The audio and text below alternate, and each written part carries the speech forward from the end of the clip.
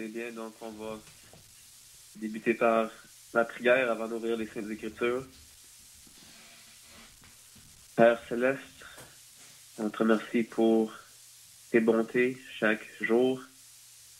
On reconnaît que nos temps sont dans tes mains. On reconnaît que tu es lui qui nous donne l'énergie, le soupir, les battements de cœur qui maintient nos vies. On te remercie pour ce temps où on peut passer autour de tes Saintes Écritures, parlant de ton Fils et de son œuvre à la croix du Calvaire pour sauver les pécheurs. On sait que tu es le seul qui peut sauver. Tu es le seul qui connaît chaque homme, femme, garçon, fille qui sont présents ce soir. Tu connais leur cœur, tu connais leurs pensées, tu connais leurs besoins. Tu sais s'il y en a qui sont encore dans les ténèbres. On prie que ton esprit puisse illuminer des âmes ce soir, leur faire voir leurs besoins. Et quand on a pu chanter que chaque homme qui ne sont pas sauvés vont entendre l'appel et venir à Christ pour le salut de leurs âmes. On te demande ton aide pour la prédication de ta parole, que ton Fils soit glorifié, que des âmes soient sauvées avant qu'il soit trop tard. On demande ces choses au nom de ton Fils, le Seigneur Jésus. Amen. Donc, j'aimerais débuter premièrement pour faire une ou plusieurs lectures dans les Saintes Écritures. La première dans l'Épître aux Romains, au chapitre 3. L'Épître aux Romains, dans le Nouveau Testament, au chapitre 3. Et on va lire au verset 23. Romains 3, verset 23. Mais juste avant, je ne sais pas qui était présent hier pour un autre message de la prédication, mais le message était conclu avec une question.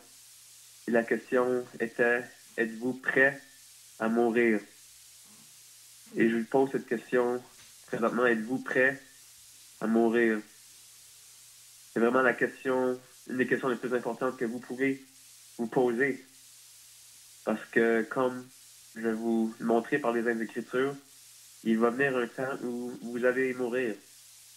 Il va venir un temps où je vais mourir. Et comme chaque chose, il faut être prêt. Il faut être prêt pour faire face à ce qui vient après la mort. Puis j'espère que, du moins par la fin du message, si ce n'est pas déjà le cas, que vous allez pouvoir dire avec certitude, oui, je suis prêt à mourir. Et puis une chose que j'apprécie des Saintes Écritures, de la grâce de Dieu, c'est que ces paroles sont simples. On dirait que souvent les hommes tentent de compliquer des Écritures, ils tentent de lire entre les lignes, si on peut dire.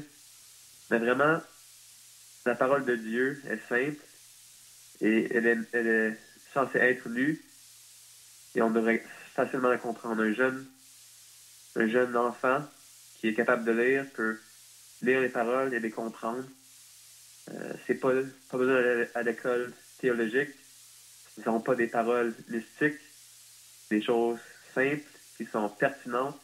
Même si ça a été écrit 2000 ans passés, c'est encore pertinent aujourd'hui et ça s'applique à tous et à chacun de nous aujourd'hui. Donc, pour débuter, comme je disais dans l'Épître aux Romains au chapitre 3, et verset 23, on lit un verset très simple, car tous ont péché et sont privés de la gloire de Dieu.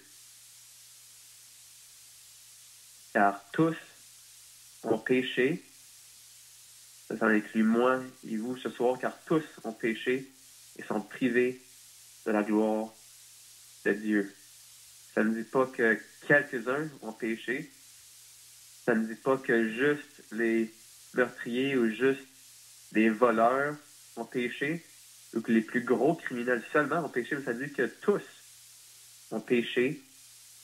Et le résultat, c'est qu'à cause de nos péchés, nous sommes privés de la gloire de Dieu. En d'autres mots, nous sommes privés des cieux, du ciel. Une autre lecture Dans 3 chapitres plus loin, au Romains chapitre 6. Romains chapitre 6 et verset 23 aussi. Romains 6 et verset 23. Car le salaire du péché, c'est la mort, mais le don gratuit de Dieu, c'est la vie éternelle en Jésus-Christ, notre Seigneur. Car le salaire du péché, c'est la mort, mais le don gratuit de Dieu, c'est la vie éternelle en Jésus-Christ, notre Sauveur. Donc, on a vu précédemment que tous ont péché. Ici, on peut voir que, vu que chaque homme a péché, le péché amène la mort. Le salaire du péché, c'est la mort.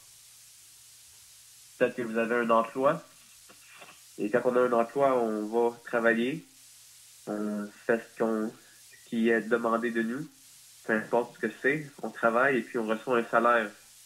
Souvent, ce salaire-là, c'est de l'argent. Ça peut être aussi des fois de la nourriture, c'est un peu un besoin des fois dans l'ancien temps, c'est des échanges. Je faisais quelque chose et puis tu me donnais quelque chose en retour pour mes actions. Ici, c'est un peu le même principe. Il y a un salaire pour nos péchés, vu qu'on a tous péché. Mais le salaire, ce n'est pas de l'argent, mais le salaire, c'est la mort. Vu qu'on a péché, il vient la mort, car le salaire du péché, c'est la mort. Un autre verset, plus loin dans le livre aux Hébreux, l'Épître aux Hébreux, au chapitre 9. Hébreux, chapitre 9 et verset 27. Hébreux 9 et 27. Et comme il est réservé aux hommes de mourir une seule fois, après quoi vient le jugement. Comme il est réservé aux hommes de mourir une seule fois, après quoi vient le jugement. Donc on a vu que tous ont péché. Le péché amène la mort. Mais ici, on voit que la mort n'est pas la fin de l'âme. La mort n'est pas la fin. On dit souvent que la mort, c'est le début. Après la mort vient l'éternité. Puis ici, on lit très bien qu'après la mort vient le jugement. Et on va en parler dans quelques instants, si Dieu le veut. Il y a une dernière lecture. Si vous tournez encore plus loin dans votre Bible, dans la première épître de Pierre. Première épître de Pierre, chapitre 2. 1 Pierre, chapitre 2 et verset 24. Donc, on a vu à propos du péché. Nous avons tous commis. Le péché amène la mort. Et la mort amène le jugement. Ou je devrais dire, nos péchés amènent le jugement. Il y a une délivrance. On lit ici, en parlant du Seigneur Jésus, le Fils de Dieu, lui qui a porté lui-même nos péchés en son corps sur le bois, afin que mort au péché, nous vivions pour la justice, lui par les meurtrissures duquel vous avez été guéris. Lui, le Seigneur Jésus, qui a porté lui-même nos péchés en son corps sur le bois, afin que mort au péché, nous vivions par la justice, lui, par les meurtrissures duquel vous avez été guéris. Donc, c'est tout ce qu'on va lire pour ce soir, et je sais que le Seigneur va bénir la lecture de ces Saintes Écritures. Si vous n'avez pas remarqué, ce que j'ai dans la pensée pour mon petit message de ce soir est la certitude du péché, la certitude de la mort, la certitude du jugement et la certitude du salut ou la certitude du pardon des péchés. Comme on a lu au début, tous ont péché et sont privés de la gloire de Dieu. C'est un fait, c'est une réalité de la Bible. Et l'homme ne peut pas nier au fait qu'il a péché. Beaucoup de monde vont dire que, comme je disais, tous ont péché, ils sont privés de la gloire de Dieu, et puis l'homme ne peut pas nier au fait qu'il a péché. Beaucoup de monde vont dire, OK, c'est bien que la Bible dit ça, mais moi, je ne crois pas à la Bible. Et en ce cas-là, je ne suis pas un pécheur, puisque je ne crois pas qu'il y ait un Dieu, et puis ces choses ne s'appliquent pas à moi. Mais vraiment, ça, c'est un mensonge de Satan lui-même. C'est un mensonge de l'ennemi de Dieu. Parce qu'on sait que Satan ne veut pas que l'homme soit sauvé, il ne veut pas qu'il se tourne et même réalise qu'il y a un Dieu. Mais on peut voir autour de nous que Dieu s'est révélé à nous en plusieurs formes. Premièrement, on peut voir que Dieu s'est révélé extérieurement par sa création. On devrait être capable de voir les cieux, voir les étoiles, les galaxies, les constellations. On devrait être capable de voir les montagnes, les rivières, les oiseaux. Puis, ça devrait nous parler de la gloire de Dieu. On lit dans les Saintes Écritures que les cieux racontent la gloire de Dieu. Les cieux publient sa justice. Alors, Dieu s'est révélé dans sa création. Dieu s'est révélé même en nous créant nous-mêmes. Le sommet, si je peux dire, de sa création. Le 6e jour où il a fait l'homme en son image. Donc, Dieu s'est révélé extérieurement par sa création, mais Dieu s'est également révélé intérieurement par la conscience. Vous savez, entre chaque être humain, il y a une conscience, c'est une petite voix qui nous fait paraître, qui nous fait réaliser ce qui est bien et ce qui est mal. C'est cette petite voix-là qui nous dit que peut-être je ne devrais pas mentir à mon enfant. Ou peut-être que je ne devrais pas tricher sur mon épouse ou mon époux. Ou peut-être que je devrais être honnête sur mon retour de taxe. C'est cette petite voix-là qui nous rend conscients quand on a fait des choses qui sont mal.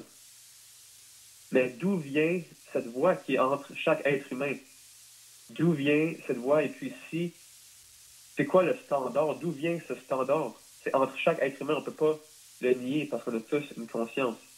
Mais c'est Dieu lui-même qui se révèle à nous. On lit que Dieu a mis sa loi dans nos cœurs. Et notre conscience rend témoignage à Dieu. Notre conscience rend témoignage du fait qu'il y a un Dieu.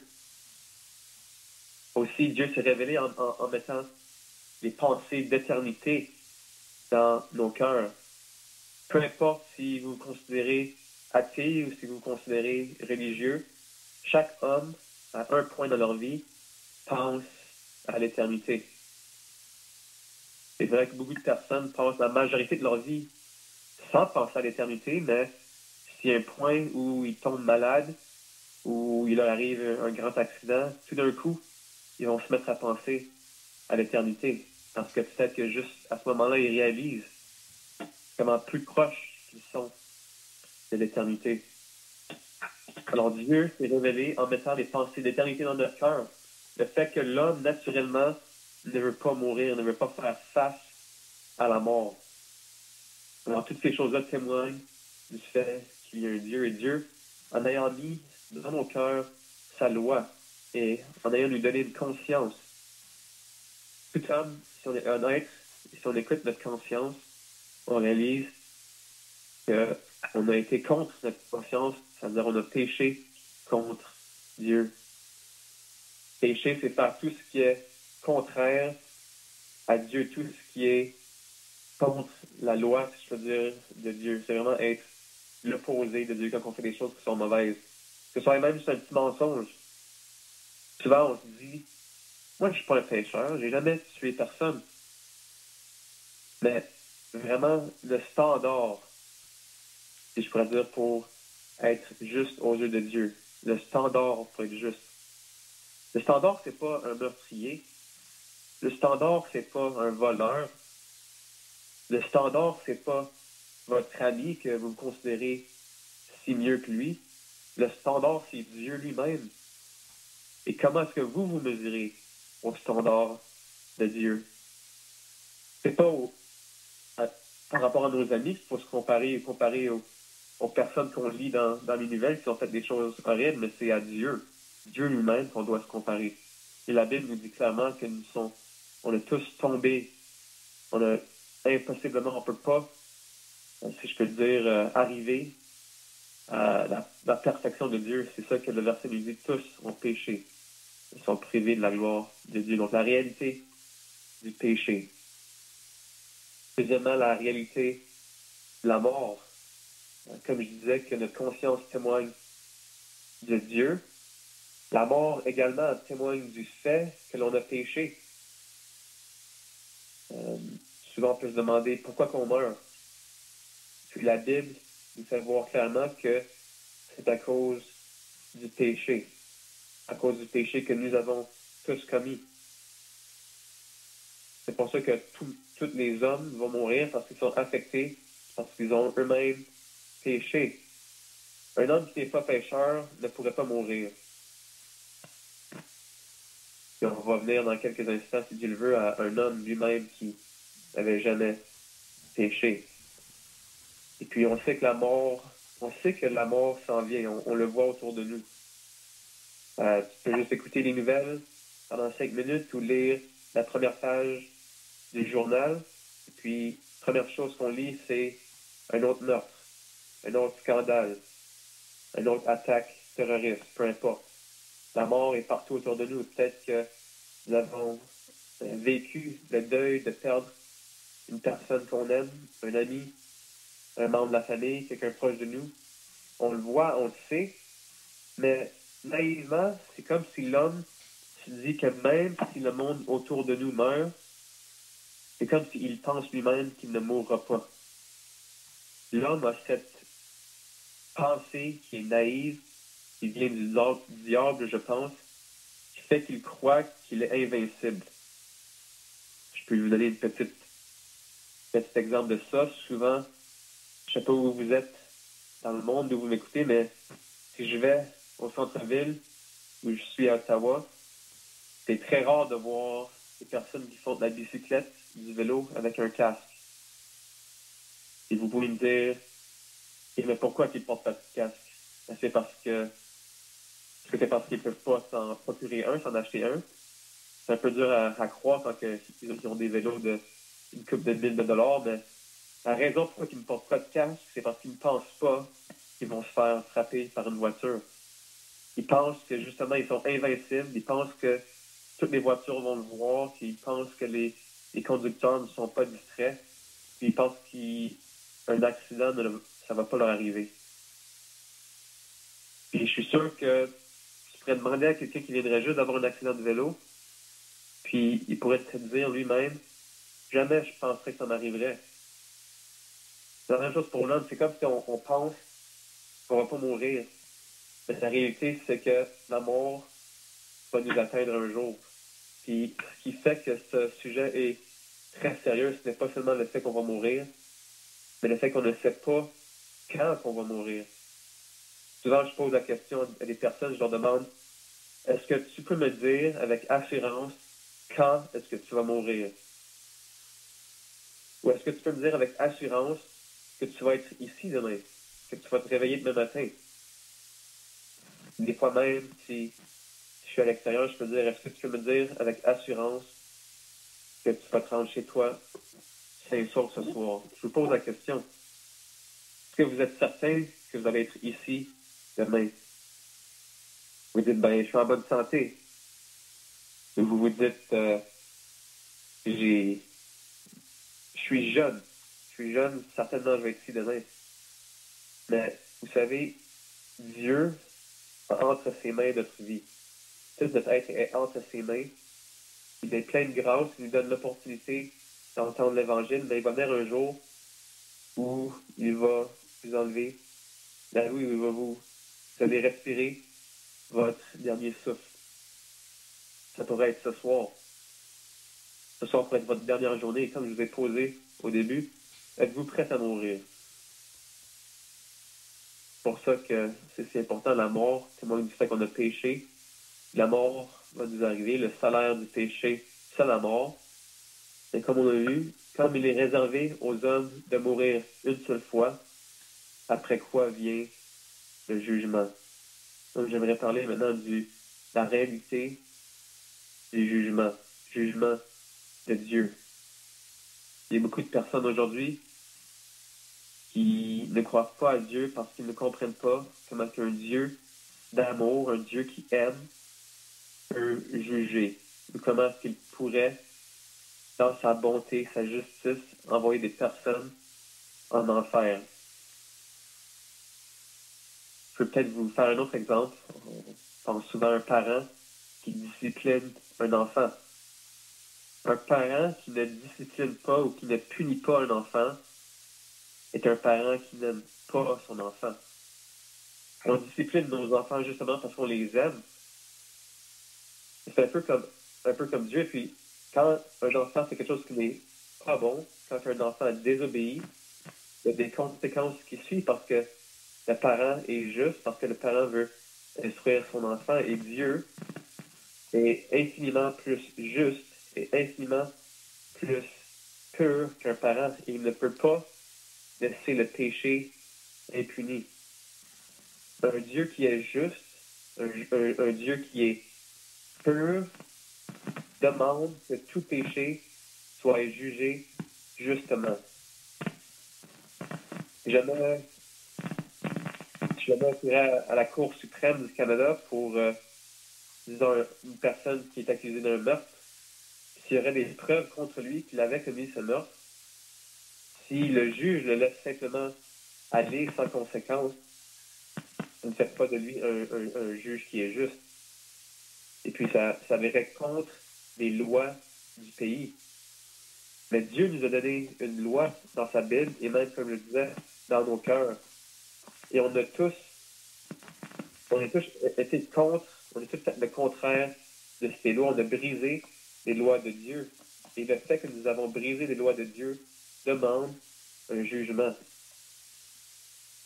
Combien plus un jugement pur de Dieu qui, comme je dis, ne peut pas simplement ignorer les péchés. On lit dans les Écritures que Dieu jugera par Jésus-Christ les actions secrètes des hommes.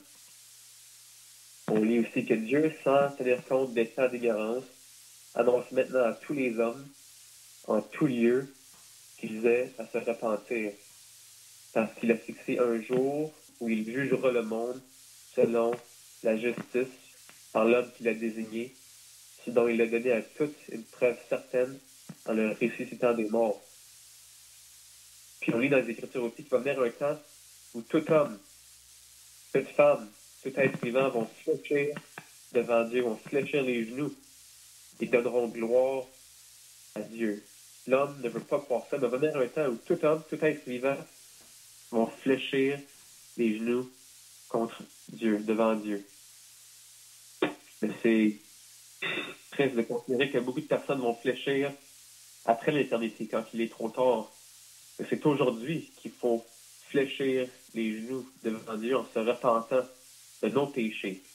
Parce qu'il vient un jour où nos péchés vont être jugés. Il vient un jour de jugement. Ça, c'est un jour, mais après le jour du jugement, il vient une éternité de douleur, une éternité de souffrance, une éternité de punition, si je peux dire, pour nos péchés. Et ça, c'est dur à accepter. Mais à moins que vous acceptiez le fait que vous êtes pécheur, que vous avez péché non contre votre ami, contre vos parents, mais vous avez péché contre Dieu. Et à cause que vous avez péché, vous méritez le jugement de Dieu. Le jugement éternel de Dieu, vous le méritez. Avant qu'un homme saisisse cette vérité, il ne pourra pas venir à Dieu en la repentance. Il ne pourra pas être sauvé. Il faut premièrement accepter le fait qu'on est pécheur devant Dieu. Avant de réaliser, comme on va le voir, qu'on peut être sauvé de nos péchés. Parce qu'il y a une certitude du salut, une certitude du pardon. C'est pour ça que Jésus-Christ est venu dans le monde. Je disais qu'il y a beaucoup de monde qui ne comprennent pas comment Dieu est un Dieu d'amour. Mais on lit dans les Écritures que Dieu a justement démontré son amour, a démontré son affection pour tout homme. Étant donné que quand nous étions encore pécheurs, Dieu a envoyé son Fils pour qu'il meure à notre place. Un verset très connu dans Jean 3,16 qui lit « Car Dieu a tant aimé le monde. » Dieu a tellement aimé le monde qu'elle lui a poussé à donné son Fils unique, afin que quiconque croit en lui ne périsse point, mais qu'il ait la vie éternelle. Car Dieu a tant aimé le monde qu'il a donné son Fils unique, afin que quiconque croit en lui, ça c'est le Seigneur Jésus, ne périsse point, ne fasse pas face au jugement, mais qu'il ait la vie éternelle. Une chose certaine, tous ceux qui se repentent, tous ceux qui se tournent de leurs péchés vers Dieu peuvent être sauvés. Tous ceux qui acceptent l'œuvre du Seigneur Jésus sur la croix, le fait que Dieu a passé de l'éternité et est venu dans sa création, né d'une vierge, la Vierge Marie. Puis il a marché sur cette terre pendant plus de 30 années pour le seul but de souffrir des douleurs de la croix du Calvaire. Comme seul but de donner sa vie, une rançon pour nous tous. Son seul but, de mourir à la croix. Comme on l'a lu, lui, il a porté lui-même nos péchés sur son corps, sur le bois, sur la croix du Calvaire. Tous nos péchés. Pas juste ceux qu'on a commis aujourd'hui, non seulement ceux qu'on a commis depuis notre naissance, mais également ceux qu'on pourrait peut-être causer dans le futur. Péchés passés, présents, futurs, Christ les a lui-même portés en son corps sur le bois. On lit dans les Écritures aussi que l'Éternel Dieu a fait retomber sur lui, le Seigneur Jésus, l'iniquité de nous tous. Et c'est par ses meurtrissures que nous sommes guéris. Aujourd'hui, on vous pointe à une personne, le Seigneur Jésus. C'est le seul qui peut enlever les péchés de l'homme. Aucun autre homme, on l'a entendu si vous étiez présent à l'évangile d'hier, il y a beaucoup d'hommes religieux que certaines personnes glorifient aujourd'hui, mais ils sont encore dans le tombeau. On peut aller voir leur tombeau et puis si on prendrait une pelle, on pourrait creuser, on trouverait des os. Mais le Seigneur Jésus, si on va à sa tombe aujourd'hui, on verrait qu'il n'est pas là. Les os ne sont pas là. Il a été ressuscité. Et c'est ce qu'on a lu au début, que la preuve qu'il y a un jugement, c'est que Dieu a donné une preuve en ressuscitant le Seigneur Jésus des morts. Mais ça prouve aussi qu'il est satisfait. Ça prouve que Dieu est satisfait avec l'œuvre de son Fils, le Seigneur Jésus. Êtes-vous satisfait ce soir avec l'œuvre que Christ a pourvue pour vous? Qu'il a fait pour vous ce que personne d'autre pouvait faire? Êtes-vous satisfait? Dieu est satisfait. Dieu est absolument satisfait en l'œuvre de son Fils. Il réalise que c'est le seul qui peut enlever les péchés du monde. Est-ce que vous êtes satisfait ce soir? On lit dans les Écritures les paroles du Seigneur Jésus qui dit « Je suis le chemin, la vérité et la vie. Nul ne vient au Père que par moi. » Seul le Seigneur Jésus, c'est le seul chemin, c'est le seul qui peut enlever vos péchés. Pas les bonnes œuvres, pas les prières, les religions, les bonnes œuvres, comme j'ai dit. On lit dans les Écritures que par la grâce, parfois, vous êtes sauvés par le moyen de la grâce. C'est vraiment la foi qui nous sauve par la grâce de Dieu. Vous savez aussi que Dieu nous a donné une libre volonté, une volonté de faire comme on le souhaite. La preuve, c'est que les hommes ont choisi le péché que de suivre les ordonnances de Dieu. Donc Dieu nous a donné une libre volonté de choisir, peu importe, mais il faut réaliser que tous nos choix qu'on fait dans la vie ont une conséquence. Les choix du péché, on a entendu dire, ont une conséquence, le jugement. Mais vous avez le choix ce soir de vous tourner, de vous repenttre et de croire à l'Évangile. C'est un choix. Dieu ne peut pas le faire pour vous. C'est vous qui êtes responsable de votre âme. C'est vous qui êtes responsable de considérer les Écritures, de considérer ce que Dieu dit à propos de vous et ce que Dieu dit à propos du Seigneur Jésus. souvent, beaucoup de personnes ne comprennent pas comment on peut être sauvé, comment c'est si simple de simplement croire. Si je peux faire une petite illustration avant de terminer. Je ne sais pas si vous êtes déjà allé chez le chiro, on pourrait dire le chiropracticien. C'est un spécialiste de colonne vertébrale. Souvent, les personnes qui ont des maux de dos, soit à cause d'un accident ou à cause de mauvaise posture, ils vont voir un chiropracticien pour que cette personne-là leur réaligne la colonne vertébrale. Souvent, on peut voir des vidéos qu'une personne est couchée sur une table et puis le chiro, il craque le cou de la personne. Et vous savez, il y a beaucoup de personnes, quand on vient à ce stage-là, de justement craquer le cou, ils ont un peu peur parce qu'ils réalisent que le cou est fragile et ils réalisent que peut-être qu'il y a une chance que les choses aillent mal. Mais pour que le chiro puisse faire son œuvre, pour qu'il puisse enlever la douleur du cou de la personne, dans ce cas-ci, il faut que la personne se détende. Il faut que la personne soit capable de complètement se reposer dans les mains du chiropraticien. Parce que quand vous êtes couché sur la table et que le chiro est derrière vous avec ses mains derrière votre cou, il peut sentir la tension dans votre cou. Et si vous n'êtes pas complètement détendu, il ne pourra pas faire son œuvre, il ne pourra pas vous guérir de votre douleur dans le cou. Et lui, il peut vous guérir, il peut, avec juste un petit twist rapide, enlever la tension dans vos vertèbres et vous soulager de votre douleur de votre cou. Il peut le faire. Il est certifié. Mais il faut complètement mettre de confiance en lui. Parce que tant que la personne, comme je disais, n'est pas détendue, reposée dans ses mains, il ne pourra pas faire son œuvre. Parce qu'il faut vraiment que les muscles du cou soient détendus. Et puis, si je peux faire une petite, lier ça à l'Évangile, c'est la même chose avec le Seigneur Jésus. Il peut vous sauver. Et c'est le seul qui peut vous sauver. C'est le seul qui peut sauver les hommes. Mais il faut simplement apprendre ou comprendre à se reposer dans son œuvre. À se reposer dans ce qu'il a fait en donnant sa vie, en donnant son sang, en donnant tout son être et en supportant lui-même le jugement de Dieu, la colère de Dieu sur le bois. Il est mort pour il est mort pour qu'on puisse avoir la vie. Il a souffert pour qu'on puisse être libéré de la souffrance de cette vie, mais aussi la souffrance éternelle. Il faut simplement apprendre à se reposer entre ses mains, prendre Dieu à sa parole.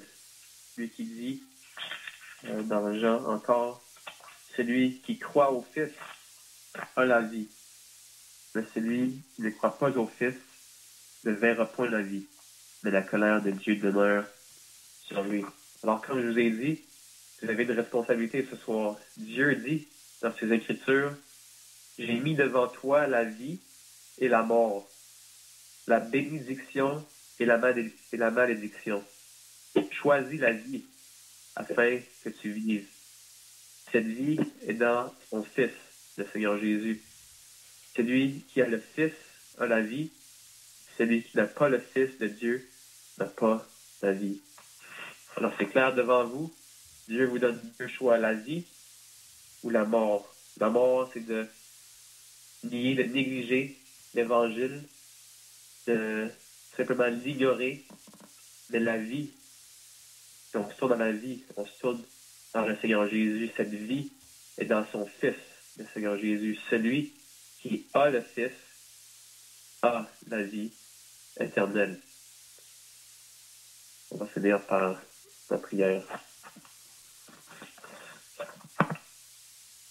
Père Céleste, on te remercie pour ta révélation. On sait que tu te révèles dans la création. On sait que l'homme aujourd'hui, avec toutes les distractions, avec tous les gadgets, la technologie, ne considère plus ta création. On te remercie que tu t'es aussi révélé par la conscience, par nos pensées d'éternité, par la loi que tu as mis dans nos cœurs. Et cette chose-là, ne peut pas les nier. Nous sommes tous coupables, nous sommes tous condamnés devant toi à cause de nos péchés. Et c'est à toi seulement que nous devons rendre compte un jour. Mais on te remercie que dans ta grâce, tu ne nous as pas laissés sans chemin, tu ne nous as pas laissés sans moyen d'être sauvés. On te remercie que tu nous as pourvu une voie dont nous pouvons être pardonnés de nos péchés. Et cette voie est le Seigneur Jésus, lui seul, qui est le chemin. On te remercie pour ces paroles qu'il a pu dire sur la croix, ces derniers mots. Tout est accompli. Tout est accompli. L'œuvre qui avait besoin d'être faite pour le pardon des péchés avait complètement été accomplie à la croix du Calvaire 2000 ans passés. Et on prie que s'il y a encore des personnes ce soir qui ne connaissent pas le Seigneur Jésus, on prie qu'ils puissent le considérer et venir à se reposer dans son œuvre. On prie que des hommes puissent pour la première fois être capables de dire qu'ils sont prêts à mourir. Être prêts à mourir, c'est avoir le Fils. On te remercie pour lui, ton Fils unique, le seul qui peut sauver, le Seigneur Jésus. Amen. Amen.